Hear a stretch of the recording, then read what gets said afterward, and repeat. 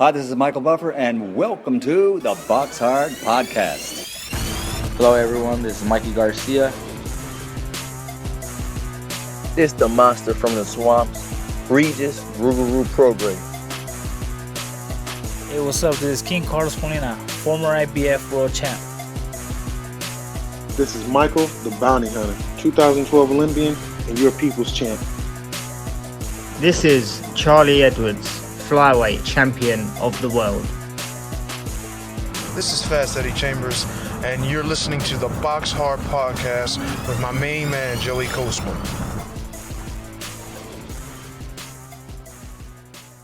Hello everybody and welcome to episode 344 of the BoxHard Podcast. I'm your host Joey Coastman. I'm joined as ever by former heavyweight world title challenger Mr. Fast Eddie Chambers. Eddie, how you doing, my man? I'm good, my man. How about you? Always good when speaking with you, Eddie. That is the truth. We're going to waste no time. We're going to dive straight into the review part of the show. We're going to start here. A card that took place on Friday the 13th of May, last Friday at the Indigo at the O2 in Greenwich, London, United Kingdom. It was live on Channel 5. Couple fights to mention on the undercard before I get onto the main event.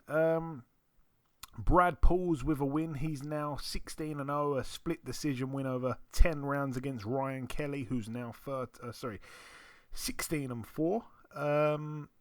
Elsewhere, we had a win for Harvey Horn. He's now 10-1, a points win over 6 against Alejandro Torres, who's now 2-11. Harlem Eubank with a great win, a knockout in round 2 against Sean Masher Dodd, who's now 17-7 with a draw. It was a left hand from Harlem Eubank. I've got to say, the second round knockout for Eubank, the money paid out the odds would have been massive on that. That was unexpected. Brilliant stuff for him. 14-0 now, Harlem Eubank. Certainly from a real talented family when it comes to boxing, at least. And the main event, Linus Udofia now 17-1. He lost a split decision over 12 rounds against Denzel Bentley for the vacant British middleweight title. Denzel Bentley now 16-1 with a draw. It regains the British title. I got to say, that fight could have gone either way, to be completely honest with you. I felt that Linus Udofia boxed really, really, really well early on, and then I kind of suspected it really, that Bentley would come on strong quite late on, and that is what happened. And like I said, it was really, really, really close. It was a split decision in the end, as I said. So yeah, very, very narrow there on the cards for Denzel Bentley. Marcus McDonnell had the widest card, 8 rounds to 4. I'm not sure about that. It seemed to be a lot closer than that. I think you could even arguably give Linus Udofia the first 4 rounds straight away there. Okay, so that is that. Moving out now to a card that took place in Canada, in Richmond Hill, Ontario. Over here, return to the ring for Junlong Zhang, who is now 19-0. He actually went the distance for the first time in his pro career. He was 18-0 with 18 knockouts. He hadn't boxed for 5 years. I'm not sure what's kept him out of the ring, but anyway, it's good to have the Chinese southpaw heavyweight back in the ring. And yeah, he is 40 years of age now. He goes by the nickname, the Dragon King. 19-0, 18 KOs. Anyway, that was that in Canada. Moving out now to the Accord Hotels Arena in Paris, France. Over here, Tony Yoka lost his the Olympic champion, now 11-1. A majority decision. That was a shocker. A majority decision loss to Martin Bakole, who's now 18-1. Unbelievable fight, to be honest with you.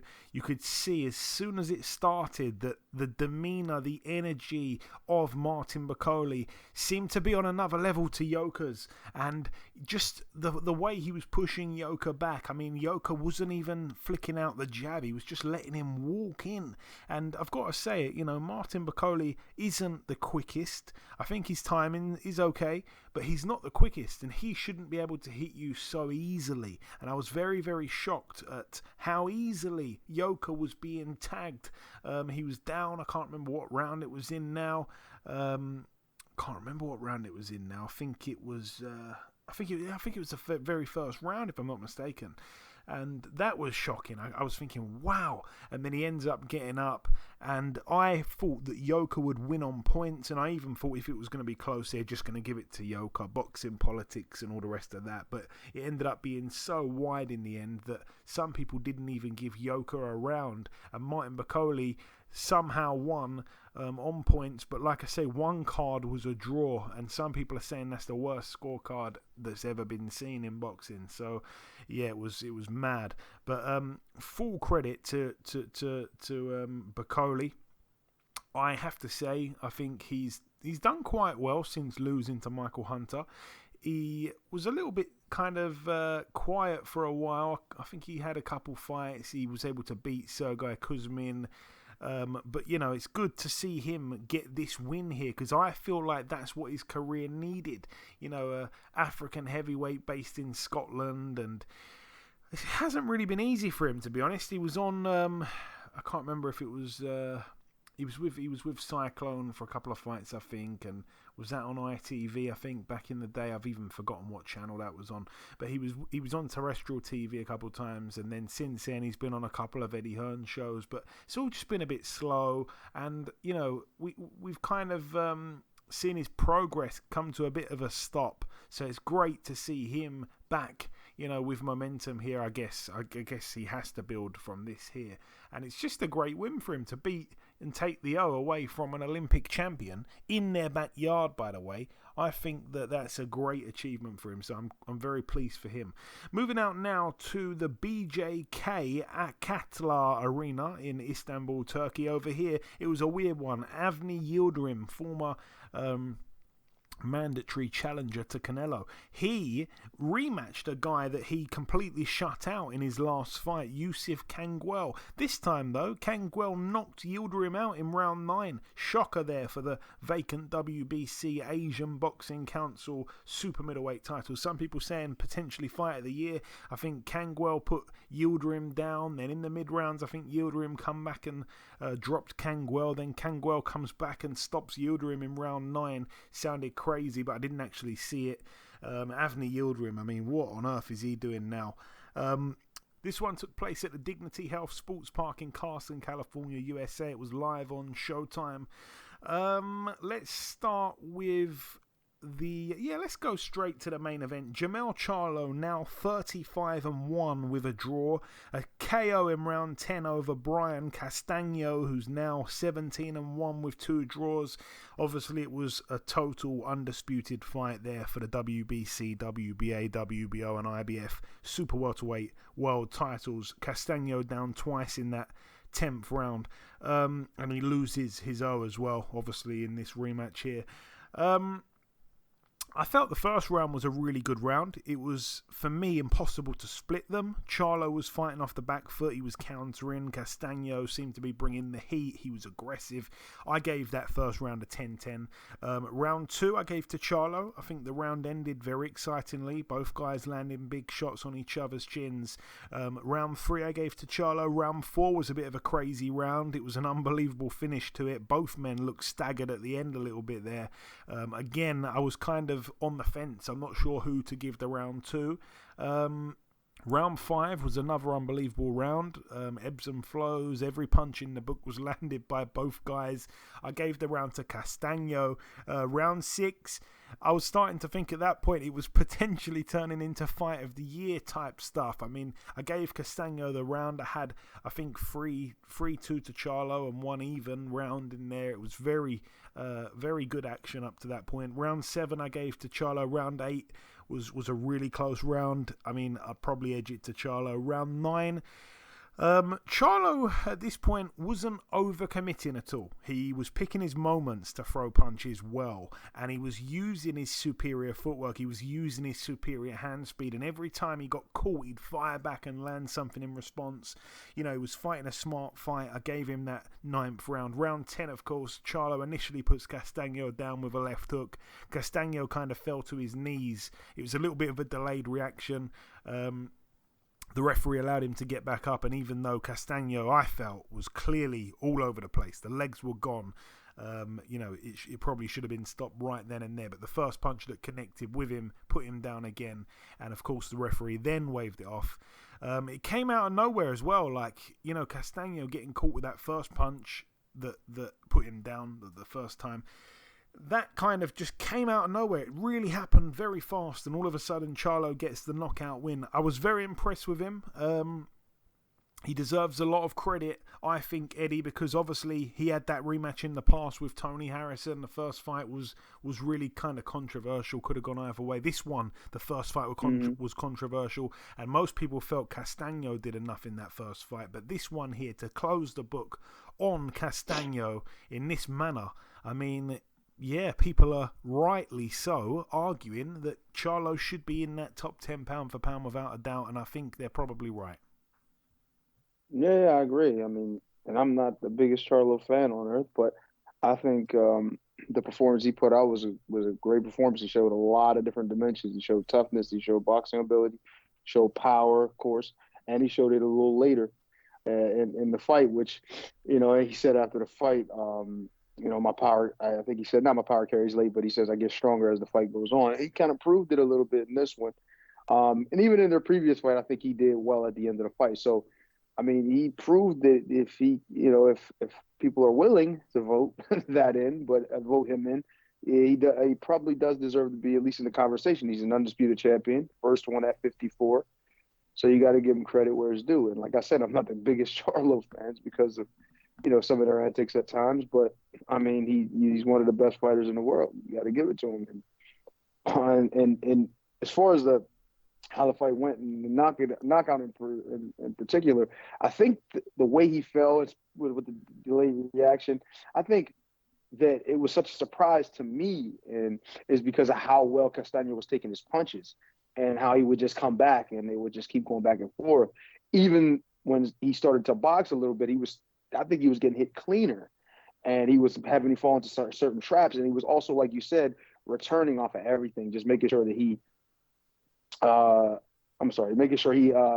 was always able to give him something in return to keep him on his toes. You know what I mean? And I think what he did, I think the performance was one of his better performances. And you spoke about it that, he fought Tony Harrison in a rematch and ended up winning. He did the same here.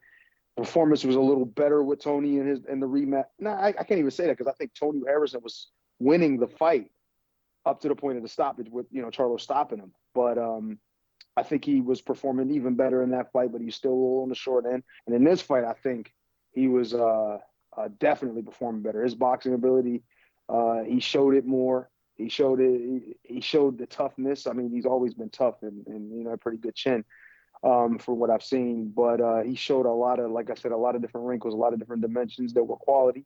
And I respect what he's done, and hopefully he gets put in that top pound for pound list and can put some more big fights, under his belt. Like, I'm looking forward to that possible fight with, I'm not gonna say possible fight. I don't know if he's gonna stay or stick around at that weight, but with Demetrius Andre, guys like that, I think those will be interesting fights. I know there's not a lot of people behind that kid, but he's a talented dude, and he's been calling him out for a while. So maybe now, the opportunity will come. With Jamel Charlo. Yeah, I think Jamel, right? He's because Jamel's Andre's 154. at 54. I think Andre's champ at 160. He moved up to 160. No, he's been at 160. He's been at 160. I think he's moved up now to 168, Eddie. Oh yeah, you sure? Yeah, Charles. Because I remember, I thought he was at 154. No, he had a And belt at 154. Well, you know what? He did fight. ago. That's right. Yeah, that's right. He did move up. Yeah, you're right. He had that belt at 154. Yeah, that was a while ago. I guess I'm living in the past. but it can be confusing between the two Charlo twins because obviously that is right. I think I might have been. Yeah, Jamal has been calling one. him out. Yeah. Jamal's been calling him out. They're both at 160, but I think Andre has now moved to 168 anyway. So I don't think he's going to fight either Charlo at the minute. Wishful thinking. But anyway, there's some other big fights out there for him. I've seen two guys in particular. Kostez's son, Tim Tszyu, said he wanted to have a shot at him, and he also Towering Inferno. Sebastian Fondor was also talking like they wanted to get at him. So those are exciting fights to, you know what I mean? I would love to see those, but we'll see. We will see. And on the undercard, Philly's very own friend of the show, Jaron Ennis, now 29-0, a KO in round 2 against Custio Clayton, who's now 19-1 with a draw. Clayton down in that second round. I don't think he beat the count in the end. I can't remember if he beat the count or didn't now. I think he might have maybe got back up and didn't fancy it. Once again, Boots Ennis is just, annihilating this level of opposition. And I've said it before, I think he looks tremendous. He does. I mean, God, like, he does seem to have it all, and he is such an exciting talent, and, certainly one to watch for the future. I don't want to say the future of boxing just yet. Let's be sensible, but it all looks fabulous. It does, but my only problem is, I liked it when he boxed Lipinets and stuff like that. A former world champion, a guy that doesn't just get, beaten up easily, doesn't get stopped, has only lost to good fighters. But this here, I know the guy was undefeated, and I think there was, to be honest, I think I could probably give him a pass, because I think it was some sort of eliminator. So we can give him a pass, but I just think, wow, 29-0 now, and the resume isn't that thick, if you get what I'm saying. Still hasn't been past 6 rounds, and that's not because no one can possibly take Ennis past round 6. It's just because the matchmaking has been so bad. That almost speaks for itself. It's like when Deontay Wilder hadn't gone past 4 rounds or whatever it was like, wow, it's so impressive to the casual fan. And then you go, hang on a minute, who's he been boxing? Oh, he's boxed absolutely no one. And then when he did step up in levels, he wasn't able to get people out as easy. And I'm talking about getting him with someone like Stiverne. That was the guy that took him 12 rounds for the first time. It was like, wow, that goes to show the really poor level of opposition. And I'm not saying that Ennis's level of opposition has been as bad as Deontay Wilder's first 30 odd fights, but he's at 29-0 now, and I think he's only been in with one former world champion. And I just think it's just not good enough to warrant that many wins. And he's that good that he's taken everyone out in 6 rounds as a welterweight. They need to step up the opposition for him. I don't want to go off too long on it, Eddie, but can you agree or disagree with anything I've said there? I can agree in certain ways, but most of these guys aren't standing in line to fight him either, and I think that's where the difficulty's coming in. You know what I'm saying? So it's like when you want to put him in there with a top level guy, it's like, well, let's look at the guys that are out there. You know what I mean? And do you think that they're willing to take a chance on, like, if you think of a guy like, and he's at 47, so if you're thinking of a guy like Earl Spence and then a guy like Terrence Crawford, now those are the 2 best guys in the division right now. Okay, so we know that probably won't happen right away. But even Danny Garcia, you know what I'm saying, is like looking at that like, nah, why would I jeopardize my opportunity to get back in with a bigger fight, a huge fight, and fight this kid who may stop me or beat me, you know what I'm saying? And then you got guys like Keith Thurman and even a few other guys that are coming back and they want to get back into the good graces. They're not going to want to step in with this kind of kid. You know what I'm saying? So you're going to have to go long down the list, far down the list. And that's what's ended up happening. That's what's in these guys are like, well, I ain't got no choice. I got to fight. Like, even like Castillo Clayton said at the end of the fight, he was like, man, I had no choice. I had to fight you. You know what I mean? There's no other way. I gotta earn my keep. And there's nobody else that wants to fight you, so I got to do it. If he could have won, he'd be like, oh, crap. He puts himself in a hell of a position.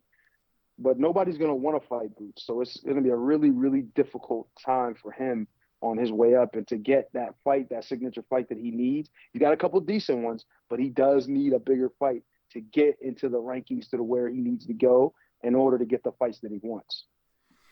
Yeah, and it's such a tricky one because he's in that kind of position now where he's like, a contender, but he has boxed not fabulous competition, so he hasn't looked beatable in any way. Hasn't showed a bad chin, hasn't showed bad speed, hasn't showed any weaknesses at all yet because of the matchmaking. And that has almost, I think, now worked against him in the end, because, yeah, he's 29-0, fabulous, but as you say, you're right, no one wants to fight him. And when you're in that position, I guess sometimes when you're a prospect on the come-up, people think, oh, I can beat that prospect, he's got no experience. But when you turn into having 29 pro fights and everyone's talking about you being the future, yeah, why would you want to fight this guy? You lose to him, you're not going to get much credit.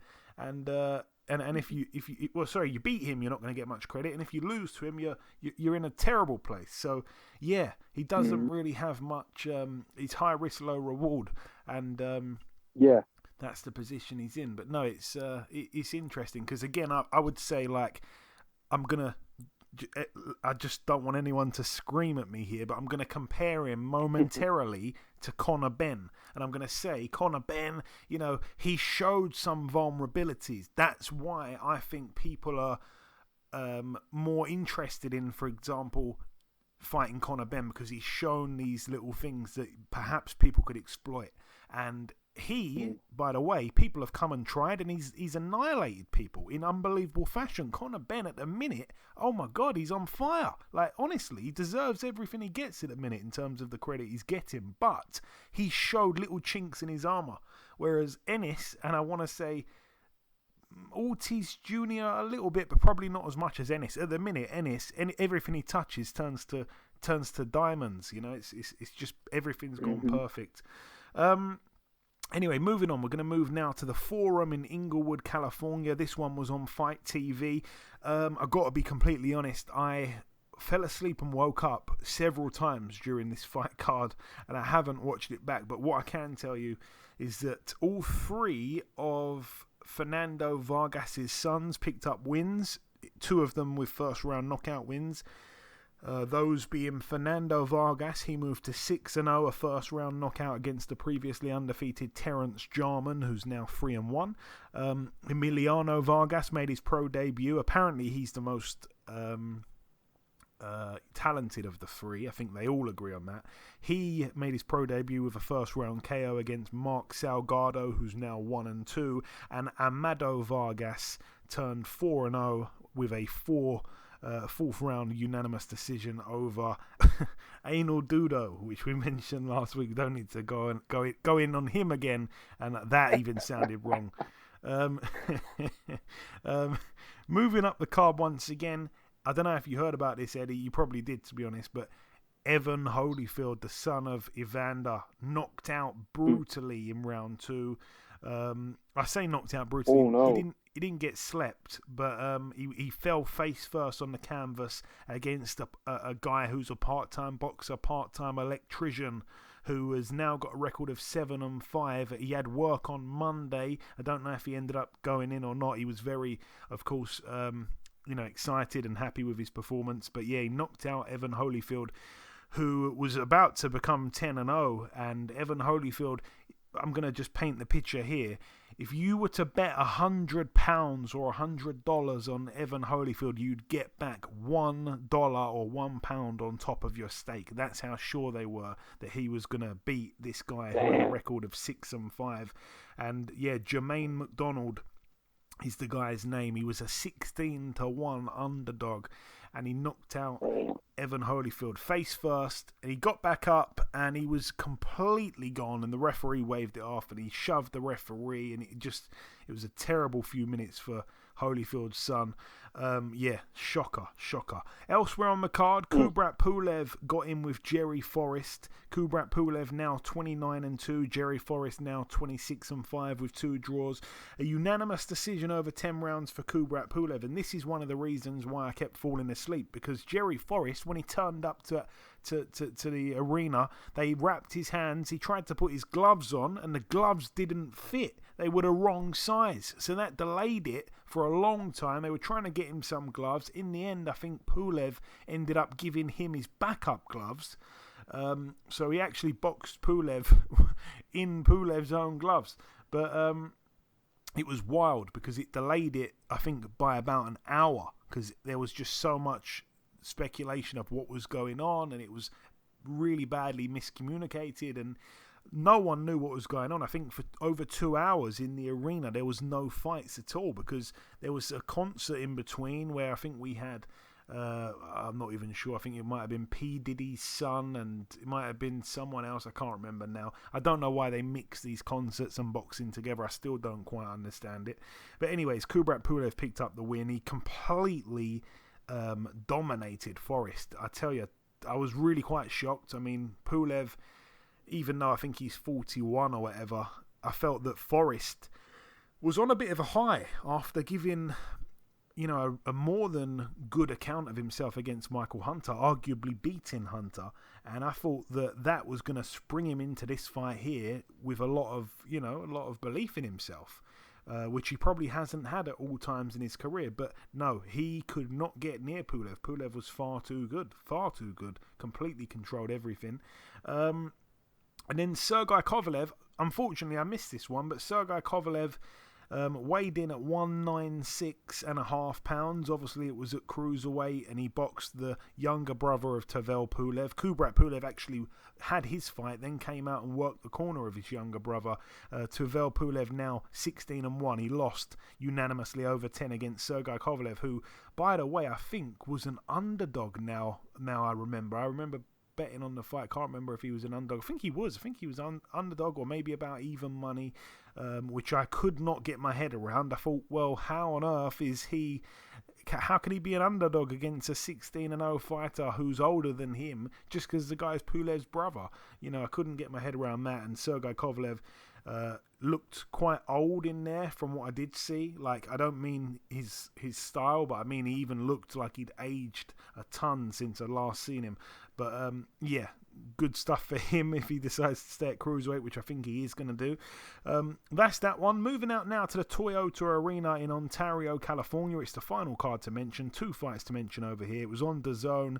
William Zepeda, 25-0 now, 26-0. A unanimous decision over 10 against Rene Alvarado, who's now 32-12. It was for the WBA Continental America's lightweight title. This was a fight here that I could not see going the distance at all. And sometimes when 2 big punchers fight, you think that it's inevitable that someone's going to go. Well, this was one of those occasions where somehow it bloody goes the distance and it costs everyone betting to lose. So I lost a few pound notes on that one. It was kind of frustrating, really, because Zepeda was, I think, clearly, the better fighter, obviously the fresher fighter and all the rest of that. I knew he'd get the decision when it went the distance, but Alvarado, still kind of got those, I guess, crafty veteran little tricks, and at times was old man in Zepeda and just landing little flashy combinations here and there,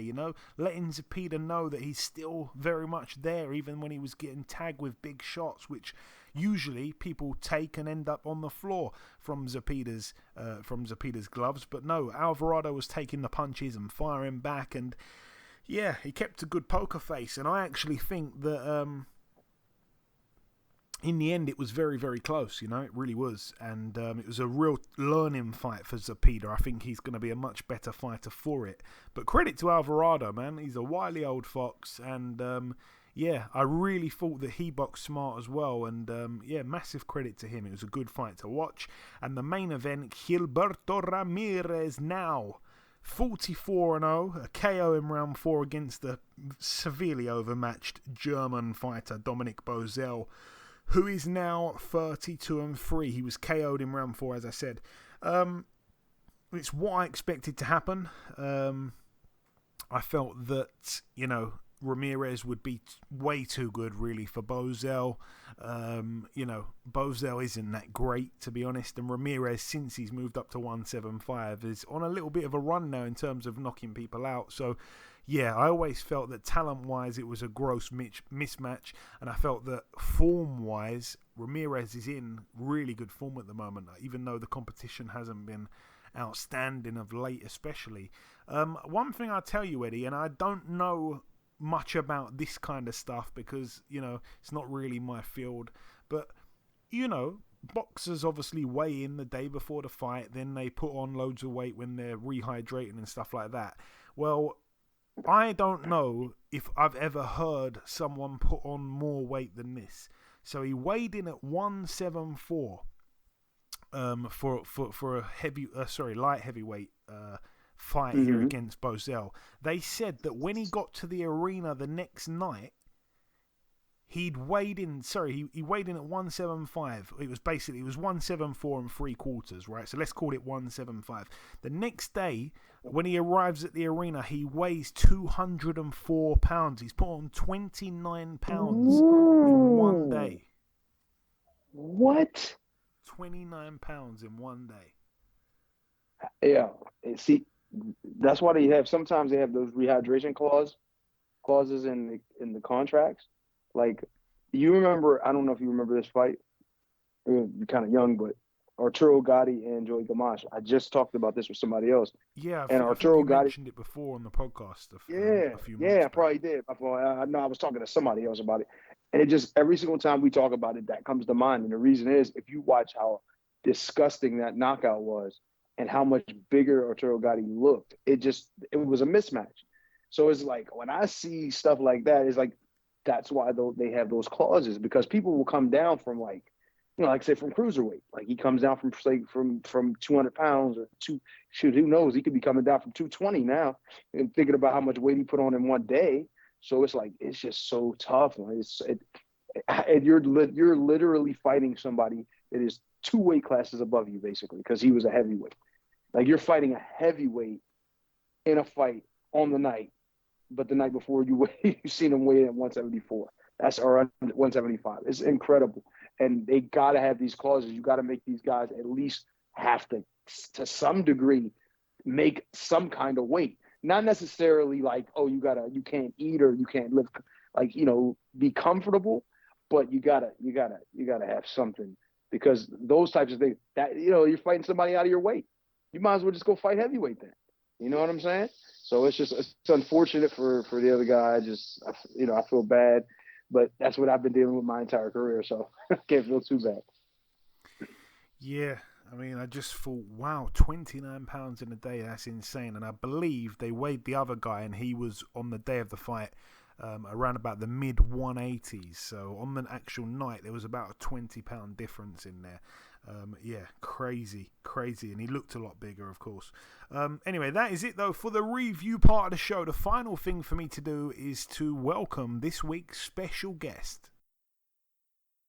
Ladies and gentlemen, please welcome the hard-hitting lightweight contender. It is, of course, Mr. Keith Hunter. Keith, welcome back on the show, my man. Man, it's glad to be back. I appreciate you, Joey BoxHard, my man. my man. So, Keith, we haven't spoke since back in January of 2020. So it's been quite a while since we had you on the show. It was just before that rematch against Sanjabek Rakhmonov. What an excellent performance you put in that night, by the way. But yeah, since then, including that Rakhmonov fight, you've boxed 5 times, including, of course, going on the road to Mexico and controversially losing your O. What happened there for those that don't know, Keith? Man, good question. I really try to be as truthful and as honest. I hate to use and throw around the word robbery because it's already saturated. But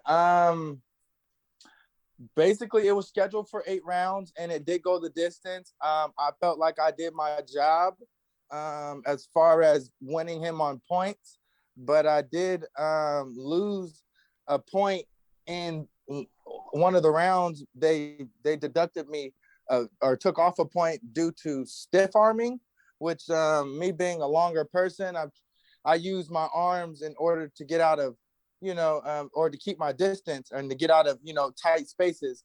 So the fact that I was in his backyard and he stood up for 8 rounds, you can't win them all in their backyard. So I felt like I justifiably actually went down there and won. But there were little variables that, on my side, as far as not having my trainer and little things, and not mainly on the business side, making sure I didn't have protection as far as going in. The judges didn't know me. They were all Mexico based. They were all really his hometown in San Los Lagos. So, I came up technically a little short. Again, in my heart, I felt like I won it. So, but they were able to put that on my record. And they did that. So that's the whole little gist with that L, taking it out there. But it was a real learning. It was a lesson for me. And again, since we last spoke, you've kind of, as I said, gone down from 140 to 135. I always thought that you were kind of big, really, for 140, and was really surprised to see you go down in weight. Is lightweight going to be your weight class now, moving forward? You are correct. I did come down from 47 originally, campaigning in the beginning of my career at 47, and slowly I've been getting advised to make the weight at a lower weight. Originally I'm a skinny, I was a skinny person who managed to gain muscle through boxing, or managed to gain my strength through boxing. I wasn't some guys are bigger or fat and then get skinny, and I was the opposite. So that's why I'm able to really lose these pounds and stay around there. I do plan on right now I'm stepping on the scale at 135 and not starving. I'm actually I can make it pretty easy. So that is the money weight right now, and that is where it's interesting, and that's where I want to stick my foot at in the game for a while longer, see what I can accomplish there. But it'll be really 35 and 40 at this moment is where my interest lies. Okay, excellent, man. And let's talk about your most recent fight, April 29th. It was, of course, live on Fight TV. I watched it. It was obviously in Vegas. You boxed the previously undefeated Demarius Driver.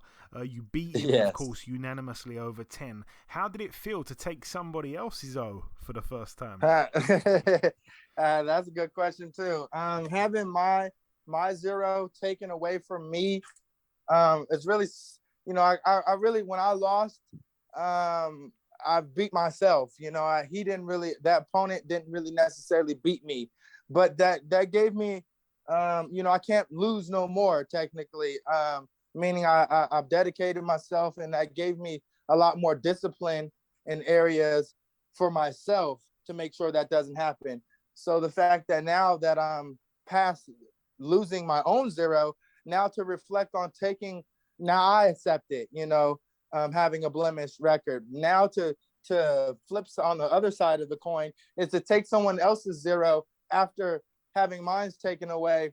It is, I do like that accomplishment that I've achieved, but really I hope that was a good enough performance to really, take on the headline, the people who are at 135, like Haney and Cambosis and Shakur Stevenson and Tank Davis or Rolando, all of those guys. I'm just working to get into the pool and the realms and the talks and the conversation in there. And hopefully that was a good, taking his zero away, hopefully kind of got me a little closer to that. Yeah, and just another real interesting fact, obviously a loss early on, as I've said many times before, can either kind of make you or break you. Your brother lost his 13th pro fight. You lost your 14th pro fight, so that's close there. Damn, okay. Yeah. I know, okay. Yeah, I see how you're looking at it. And in the ring, Keith, in the ring against Driver, one thing I noticed is, sometimes we all know it as fans. We watch on, and sometimes when a boxer lands a good punch, normally the guy that gets hit shakes his head and it gives it away. But with Driver, every time he got hit, he seemed to poke his tongue out. That was a bit strange. What did you make of that? I didn't really know too much about him. I had no life experiences inside or outside of the ring. So I didn't really know his character at all, besides of what people possibly were telling me, and then the videos I could actually look up on the internet. It did show that he had he had a tendency to, voice his opinions more than other people. When I looked them up before I was gonna fight him, I could kind of see that he was a mouthy person. But what you don't see is that I guess some people will label him as kind of like a clown or a funny guy, or he doesn't always take things serious. So the fact that when he took, a good punch on the chin, then he stuck his tongue out, some people's characters are designed in different ways. They're not always take situations seriously. We found out that during my situation of fighting him, that he was really just playing a clown role. He didn't really want to take things serious. He kind of just wanted to take me light, or, until things got a little bit stressful for him. So that kind of his character I was able to expose it through the fight by him sticking out his tongue like that. That's kind of what I see it as. And Keith, during the fight, you started to really target Driver's body from about round 5. Was that part of the game plan? Because prior to that, I felt my constructive criticism was that you was a little bit, I guess, stuck in headhunting mode early on. Correct. Before entering the ring, I did have a game plan of going to the body, but being inconsistent as far as fighting and inactive, I do sometimes fall in love with my power when I touch a guy, as opposed to had I had the, been able to fight, more regularly, I would be able to, calm down a little bit just by, being active. But it was definitely a learning curve. When I touched him, I thought he was for sure going to go down with at least 2 or 3 shots, of my right hands. So he was able to stand upright, due to multiple factors. But, he was able to stand upright, and I gave his chin a good test that night. Yeah, you certainly did. And now that you just mentioned there about falling in love with your power, it's actually sparked a memory. Now that I said the last time we spoke was just before that Rachmaninoff rematch, I remember that was a fight where you hurt your hand or your shoulder, and while you were fighting as a one-armed fighter, that was actually the best boxing I'd seen you display up until that point, because I felt you were so good with one hand because you were just boxing. And that is where I thought, wow, like, you don't always see this with you, because sometimes you have fell in love with the power a little bit. Moving on, getting back to the present here. No, I think that Driver was a good fighter. I hadn't heard of him, but clearly he had skills, good movement, a really good chin, as you alluded to, and he could potentially cause a lot of guys problems. It was a really good win. Your older brother Michael worked your corner, and I should know the answer to this question. I really am embarrassed that I don't know it, but is that the first time that Mike was properly in your corner? Ooh, that's actually a good question. Because without giving a immediate answer, I want to say that he has, but honestly, I'm not really. I think that was the first time he worked my corner. If he has, that I can't remember, then he would have came down to Mexico in my early stages of my career. But as far as something on this platform and on this scale of this importance, at this point, this is the very first time he worked my corner, outside of Mexico. If he did it prior to, this will be the first time. Okay, man, cool. And the fight itself, like I say, the last real question on the fight itself, I actually had the fight scored 4-4 after 8 rounds, and I gave you round 9 and 10, Keith. So for me, you clinched it 6-4. The last round was crazy. Obviously, you caught him with that huge right hand. He was out on his feet. For the rest of the round, he was backpedaling. He was wobbly. He kept looking up at the clock, and what a chin. But no, it was a great win. Obviously, and you gave him 4 rounds, huh? I gave him 4 rounds. Okay. Well, I could see maybe 3. 4 is pushing it, but I can't debate too much with that one either. I understand respectfully. I get what you're saying. 4 rounds, huh? Sometimes I'm harsh on the people that I love. But I mean, all right. I like that you were so honest, because that's what I appreciate more than anything. The honesty that you gave him 4 rounds, but then the fact that I did close it strongly on the last 2 rounds. There's no debate there. No, for sure. And not this coming weekend, but next weekend. Keith, a man that you sparred in the past, Gervonta Tank Davis, defends his lightweight world title against Rolando Romero from Vegas. I don't know if you know Romero personally, but how do you see the fight going? I actually sparred Romero too in the past. Oh wow! At different times. That's what not too many people do know is at different times I did spar them. I had some very small ring experiences as far as sparring at Floyd Mayweather's gym. Both of them at different complete times and stages of their career, where they have both developed from the time that I had got in there with them. Personally, with Romero, I was set to fight him, and I have text messages of him and his team kind of ducking me and saying I was too big, but yet knowing I can make the weight. So that is interesting on my side that they kind of don't want no parts of me. But you're asking who do I think will win the fight?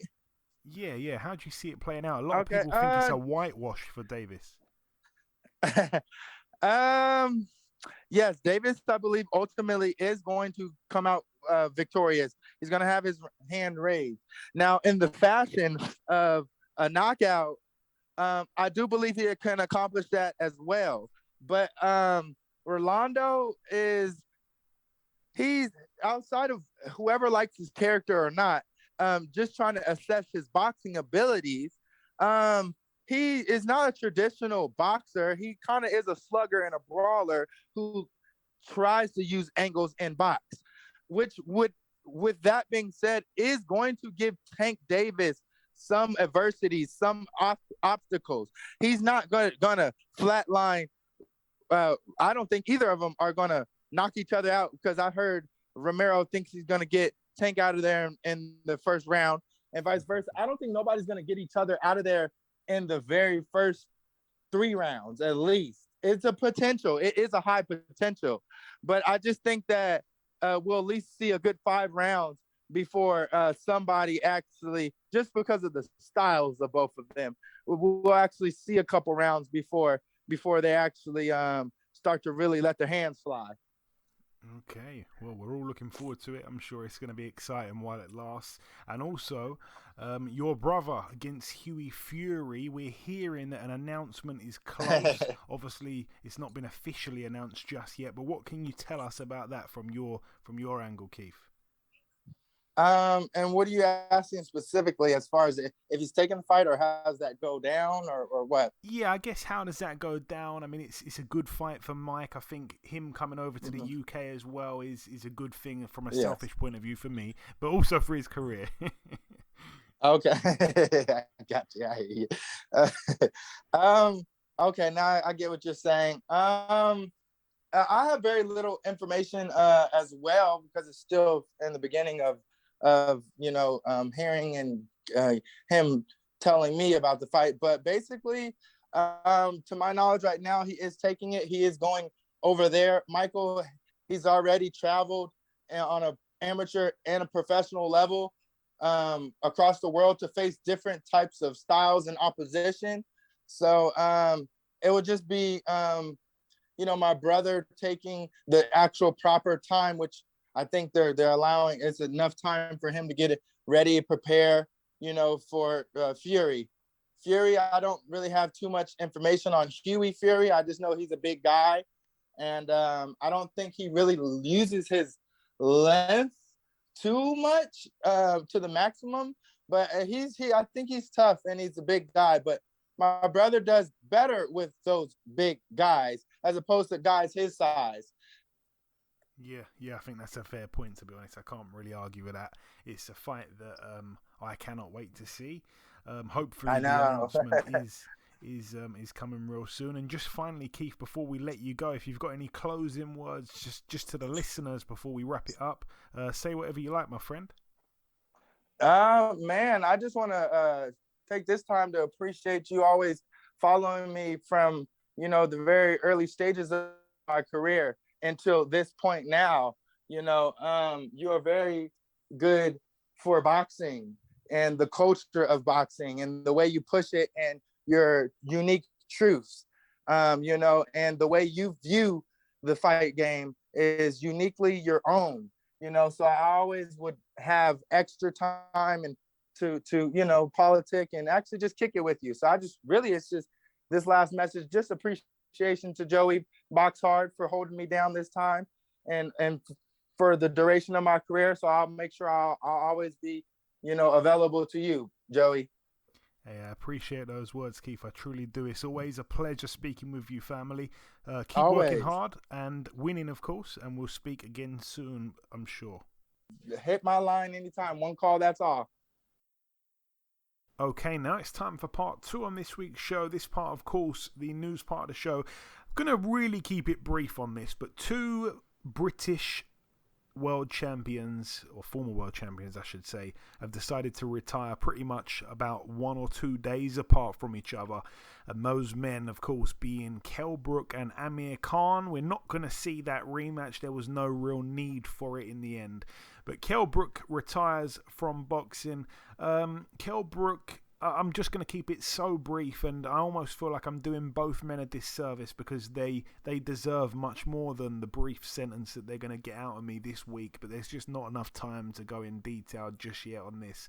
But Kell Brook, obviously, was quite a padded record for a number of years, but come through fights in good fashion. When he did get his opportunity, went on the road to California, went out there and got his opportunity against Sean Porter and boxed to an excellent game plan. Then of course when he's celebrating his win, he ends up getting stabbed in the leg. They said he might never walk again, don't think he's going to box again, his career's going to be over. He managed to come back from that and get a few defenses of the title, so that was amazing to see him still be a world champion throughout all of that heartbreak there for him and his family. And then of course goes on and shows huge balls to step in at middleweight, moved up 2 weight classes to take on Gennady Golovkin, ended up paying for it in more ways than one when he had his eye socket fractured. Then he comes back in his very next fight against Errol Spence and gets his other eye socket fractured. He went for a period where he wasn't very fortunate, and obviously he lost his world title to Errol Spence, who still has that title to this day. And then, from that point onwards, ups and downs, really. He won fights, but he didn't look spectacular, and it seemed like he's over the hill. And then, of course, he was dreadful against Terence Crawford. And then, he had the fight with Amir Khan, which is a fight that he has wanted for years and years and years and years and years. And he managed to do what he wanted to do with Amir Khan and stop him in a packed arena. And it was on pay-per-view, of course, in the UK. It could have been a much bigger fight if it was made 5 years earlier, but he managed to get what he wanted, what he set out for, and I think that meant to him meant more than winning a world title again, or winning the world title perhaps even for the first time on the road in the USA. As for Amir Khan, it's going to be brief, and it feels like a disservice massively, but one of the best fighters, one of the best fighters we have produced as a nation for many, many, many, many, many years. Some people, he's kind of like Marmite, we say over here. You either love him or hate him. And I was a Khan lover. I think he does need to stay retired. Don't want to see him coming back. But yeah, he's been past it for years now. Let's be completely honest. He's been past it for years. Should have never even fought Terence Crawford. He was past it then. But I tell you what, as I say, there's some people that hate him, and I will never understand how you can hate this guy. This guy had balls bigger than life itself at times. The fact that he went out there and balls to the wall sparring with Manny Pacquiao when he was like 21 or 22 years of age or whatever it was, and then of course goes on to take on the kind of fighters that he did, many world champions, Zab Judas, Devin Alexander, Paulie Malignaggi, and all these other guys, Marcos Maidana, of course. God, like, we never got the Floyd fight, and that would have been fun, but other than that, Canelo, it was just unbelievable. What a brave fighter. There will never be another one like that, I don't think. And it's sad that he is underappreciated by so many people in this country, and I really don't know why. He's a quality guy inside and outside of the ring, and he's done so much for charity, not just in his own country as well. Even when this whole war kicked off with Russia and Ukraine, he flew out to somewhere. I think it was maybe a country next to Ukraine that were taking in, Ukrainian children and stuff, and he went out there and built them a playground, like to a nice playground right outside their houses. The guy is just completely selfless, and it's sad that people hate on him because he's never ever done anything to deserve any of the hate. He's a tremendous fighter and man, and it's sad they both retiring at the right time. I mean, Khan should have retired years ago. Brook, he's never going to top a moment like what he did against Amir Khan, beating him like that. So sad to see them both retire because they were both greats, but especially Amir Khan. I mean, what a legend of British boxing. Anyway, that's it for the news part of the show. Sorry if that was a disservice. I tried to talk as much as I could. None of it's pre-planned. It's all just off the top of my head. And yeah, it's sad to see them both go. Both massively made their mark in British boxing, and I'm a huge fan of both, which not many people are. I'm a huge fan of both. I enjoyed watching Kell's fights. I enjoyed watching Khan. You had to watch through your fingers most of the time. Anyway, moving on, like I say, to tomorrow night, Friday, May the 20th, at the Bilbao Arena in Bilbao, Spain. It's going to be on DAZN. We have Kerman Leharaga, 34-2, getting in with another Brit, this time James Metcalf, who's 22-2. It's over 10 rounds there. Something about Leharaga, he just loves beating up British guys. So hopefully one of the Brits can finally beat him, because the only guy he's lost to is David Avanesian. Elsewhere on the card, a young lady that is 4-0 called Rhiannon Dixon, who, like I say, is 4-0 in a 6 2-minute rounds contest against Majuba Ubtil, who's also undefeated and also is 4-0. But hopefully Rhiannon Dixon can do the job. She's trained by Joe Gallagher, and a few fighters have gone out there to Spain and lost on these undercards as well. And I think one female went out there last time there was a Matchroom Spain card, and I can't remember who it was now, but I think it was Amy Timlin. She went out there and lost in Spain, so we want to see our girls win on the road. Moving out now to another one that takes place tomorrow night. This one's at the York Hall in Bethnal Green. It's going to be live on BT Sport. Brad Foster, 14-1 with 2 draws, getting in with Iron Up Baluta, who's 14-3, and like I said, in his last 3 fights he's boxed Irishmen or Northern Irish fighters. He is 14-3, like I say. Been in there with Michael Conlon, been in there with David Oliver Joyce, been in there with TJ Doheny. That's for the vacant WBC International Super Bantamweight title. Nothing really to mention on the undercard, to be completely honest. Moving out now to the White Sands Event Center in Plant City, Florida. I'm not sure who is promoting or what the company are behind this event, but this event is being promoted by a company that I'm pretty sure involves a few former fighters. I want to say it's Paulie Malignaggi, Roy Jones Jr., Antonio Tarver, and maybe 1 or 2 others that have formed this company, if I'm not mistaken, and they are putting on these fights. So anyway, the main event is actually Fan Long Meng of China, 17-0 in a 12-rounder against Jean Pascal, friend of the show, 35-6 with a draw. Jean Pascal is actually a 2-1 underdog there, so that might be interesting for anyone that wants to put some money on that. Moving out now to Germany at the Incel Park Hall, we've got Zan Kosobutski, who I believe is 17-0 with 16 KOs. He's in a 10-rounder against Johan Duhaupas, who is now 39-6 these days, looking for win number 40 here. Probably not going to come, but it's for the vacant WBC International Heavyweight title. Can't see that one going the distance. Moving out now to the Estadio Francisco Villa in Morelia, Michoacan, Mexico. Friend of the show, Carlos Molina, 38-12 with 2 draws. He is promoting the show and fighting in the main event over 10 rounds against Jimmy Williams, who's 18-7 with 2 draws. The American fighter there. All the best to Carlos, good friend of mine, of course.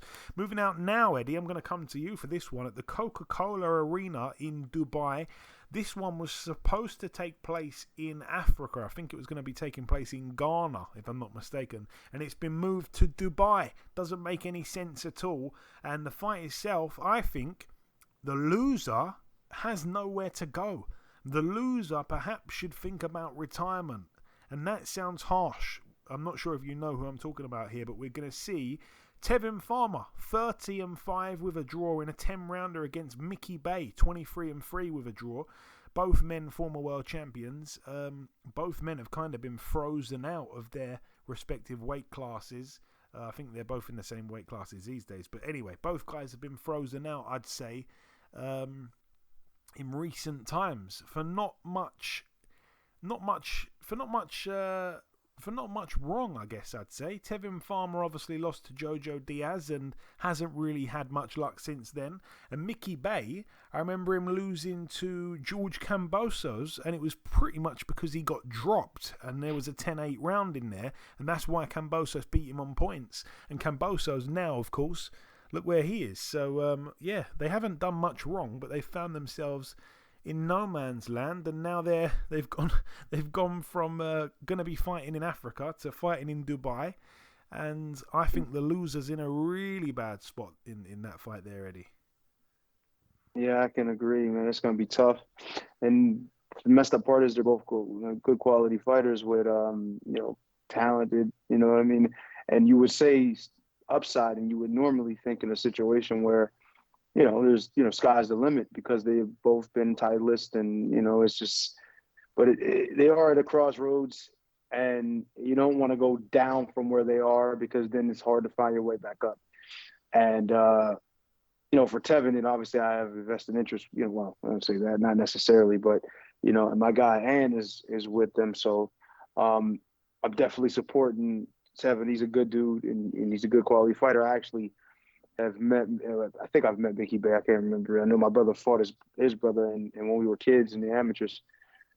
But they're talented, and I've seen both guys have great performances and do good things, and then other nights that wasn't so favorable. So I'm just hoping that Tevin can get in there and be 100% what he needs to be to win the fight. But it is going to be a difficult fight. It's not going to be an easy one for him. You know what I mean? Both are pretty good boxers, good talented, slick guys. And it's going to take an A+ effort for Tevin to win, just as well as it is going to take one for Mickey to win too. So I'm just looking forward to it. I definitely want to see it, and I want to see Tevin win because I want Ant to continue to be able to go to these things and to continue his brand, pushing his brand to the top, as well as I just want to see Tevin as a good fighter and a good young guy get back to the title. So it's a good situation. I'm looking forward to it. It's a good fight. It's an interesting fight. Definitely looking forward to seeing it. Yeah, and Tevin Farmer's one of those guys I think you could actually make a movie out of one day when it's all said and done. The fact that he never really took boxing seriously at all, and he was just picking up losses almost for fun. He didn't really care about training, and then he turns it all round, becomes, firstly, turns it all round, gets in position to fight for a world title, fights for a world title. That's when he loses, but the opponent was on some kind of drug, and then it goes down as a no contest, and he probably should have won that fight to begin with anyway, but didn't get it. Then he gets another opportunity to fight for a world title and gets shot in the hand, of all places. Then he comes back and wins a world title. So I think there could be a Hollywood movie in there somewhere. There's been Hollywood movies about much less interesting things. On the undercard as well, the mighty midget Tremaine Williams, 19-1, friend of the show. I think he's got the one loss to Oh, damn. He's got the one loss to Angelo Leo, I think it was, for the world title.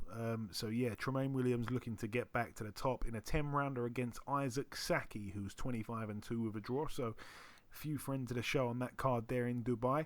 Moving out to this one here. It's on DAZN on Saturday night. Joshua Buatsi topping the bill, 15-0. A man that lived 2 roads away from me when we were kids. He gets in with Craig Richards, friend of the show, 17-2 with a draw. That's over 12 rounds there. There's a hell of a lot on the line for both guys. There's local rivalry, local bragging rights. Joshua Buatsi, obviously Olympic bronze medalist, hasn't put a foot wrong as a pro. You know, tipped for big things, but his progression has been so painfully slow, and this is his moment to prove to the world that he is certainly deserving of that hype that's been around him for years and years. So, you know, he come out of those Olympics in 2016. It's been a long time. It's been 6 years, man, and he's only had 15 fights. Craig Richards as well, you know, has that loss recently. I think it was it just about summer of last year when he went the distance with Dimitri Bivol in a really close fight, and now Bivol has just beaten Canelo. So Craig Richards wants to beat Buatsi and say, yeah, I am the top dog at 175 in the country. On the undercard, Alan Babich, 10-0, the Savage, in a 12-rounder against Adam Bowski, who's 16-1. Elsewhere on the card, friend of the show, Robbie Davies Jr., 22-3 in a 10-rounder against Javier Molina, 22-4. That's over 10 there for the WBA Continental Super Lightweight title. Friend of the show, Chantelle Cameron. She was on last week's show. She's in a 10 2-minute round contest, defending her WBC and IBF World Female Super Lightweight titles. She looked fantastic in her last fight against Mary McGee. She gets in with Victoria Noelia Bustos, who's 23-6, never been stopped. Knowing how Chantelle Cameron thinks, I think she's going to probably try to get her out of there. Ellie Scottney as well, 4-0 in a 10 2-minute round contest against Maria Roman, who is 16-6 with a draw. Neither girl has been involved in a fight that's ended in a knockout. So Ellie Scottney 4-0, all on points, and Maria Cecilia Roman 16-6 with a draw. All on points. Never ever been knocked out, or never even been in a ring while a knockout's happened. Anyway, yeah, so I can see that one going the distance. John Hedges as well on the card, 5-0. Yeah, that's about it really, I think, for that one. Moving out now to the Gila River Arena. This one takes place on Showtime. That is, by the way, in Arizona. Another friend of the show, David Benavidez, topping the card, 25-0. It's the Battle of the Davids. He defends. In fact, I'm not sure he defends it. I think it's vacant, if I'm not mistaken. But it's the WBC Interim World Super Middleweight title. David Lemieux, the opponent, 43-4 over 12 rounds there. On the undercard, we've got Victor Ortiz, 32-7 with 3 draws in a 10-rounder against Todd Manuel, who is 20-19 with a draw. Richardson Hitchens, 13-0 in a 10-rounder against Angel Rodriguez, who's 12-10 with 3 draws. That's about it for that one. And then the final card to mention takes place at the Resorts World Las Vegas in Las Vegas, Nevada, USA. Not sure if it's going to be on TV just yet, so I'm not sure what's going on with that. I want to say it's going to be... No, I'm sure it will be on TV. No, I think it's a top-ranked show, so it should be on Sky over here. I'll have to double-check that one, but it should be on ESPN or ESPN Plus or whatever out there. So ignore what I said originally. But anyway, on this one, we've got... friend of the show, Jamel Herring, 23-3 in the fight back after losing his world title to Shakur Stevenson. He's in a 10-rounder against an undefeated fighter, 15-0 with a draw, Jermaine Ortiz. And the main event, Zanibek Alim Kanuli, 11-0.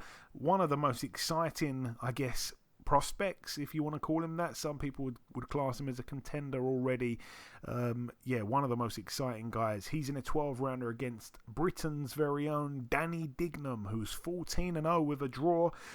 I think most people feel that Dignam is very much out of his depth here, but I mean, this is what you're in boxing for, to take risks. He's getting in here for the WBO interim world middleweight title. So all the best to Danny Dignam, but I think it's a very, very tall order for him.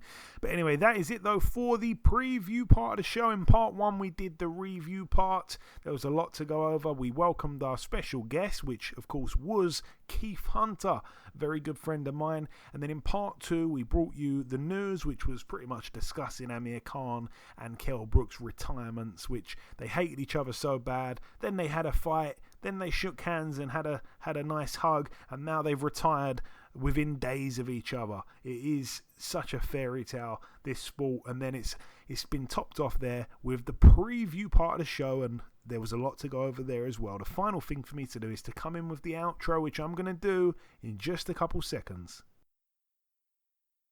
Okay, and this wraps up episode 344 of the BoxHard Podcast. I've been your host, Joey Coastman. Eddie Chambers has been with me for the duration of the show. A special thank you to this week's special guest, the hard-hitting lightweight/super lightweight contender, Mr. Keith Hunter. The biggest thanks of all, though, goes out to you, the listeners. That's about everything from myself. Enjoy your weekends, people. Stay safe, and we shall see you all again next week.